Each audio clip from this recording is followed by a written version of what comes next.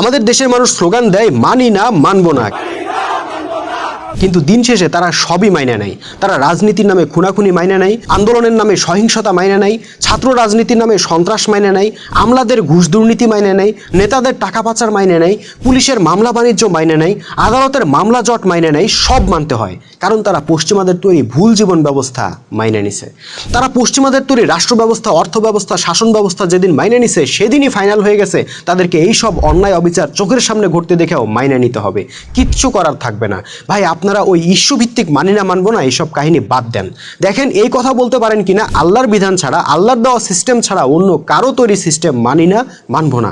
মনে রাখতে হবে সকল অন্যায়ের জননী হলো মানুষের তৈরি বিধান, মানুষের তৈরি সিস্টেম।